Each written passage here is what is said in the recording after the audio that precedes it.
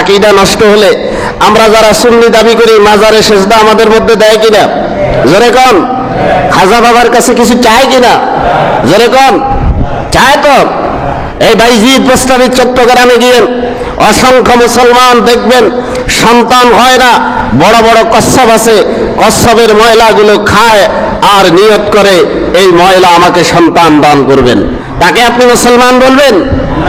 শাহজালাল ইয়ামিনী রহমাতুল্লাহ আলাইহি সিলেটের জমিনে শুয়ে রয়েছেন, সেখানে গিয়ে বট গাছে লাল সুতার ভিতরে পাথর লটকিয়ে নিয়ত করে আসে পাথরে আমার সন্তান দিবেন। তাকে আপনি মুসলমান বলবেন? মুসলমান বলা যায়? তাদরুদ যারা আমরা সুন্নি দাবি করি এদের ভিতরে অসংখ্য মুশরিক আছে কি নাই? আর সকল শিয়াকে কাফের বলার অধিকার ইসলাম কাউকে, একমাত্র ইরান গাজার পক্ষ নিয়ে বুক ফুলিয়ে গাজাবাসীর হামাসকে সহযোগিতা করার কারণে এখনো গাজার ভূখণ্ড নিবু নিবু করে জ্বলে রয়েছে, না হয় গাজাকে শেষ করে দিত ওরা। আজ তারা আক্রান্ত হয়েছে, আজ তারা কি?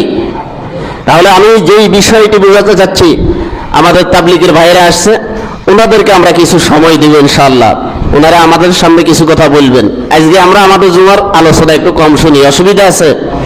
বিদেশি মেহমান, ওনারা পাকিস্তান থেকে এসেছেন, ওনাদেরকে সময় দেওয়া দরকার আছে কি নেই?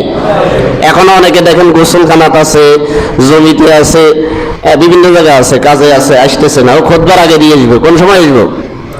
তাহলে আমাদের পরিচয় কি? জোরে বলেন। মুসলমান। আমাদের পরিচয় কি? আমরা কি কার উম্মত? তাহলে আমরা মুসলমান।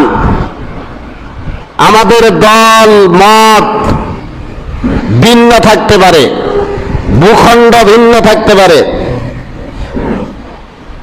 কেউ আওয়ামী লীগ থাকবে, মত তার থাকতেই পারে, কেউ এদেশে বিএনপি থাকবে, কেউ জামাতে ইসলাম থাকবে, কেউ তাবলীগ জামাত থাকবে, আমার বাংলাদেশের কথা বলতেছি। আর ভূখণ্ড হিসাবে কেউ পাকিস্তানি থাকবে, কেউ ইরানি থাকবে, কেউ ইরাকি থাকবে, কেউ আরবীয় থাকবে।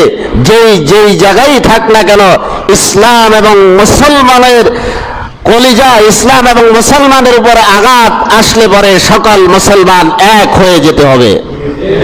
কোরআন এবং সুন্নাহর উপর আঘাত আসলে সকল মুসলমান এক হয়ে যেতে হবে। আমার আকীদার জায়গা আকীদা, আমার বিশ্বাসের জায়গা বিশ্বাস।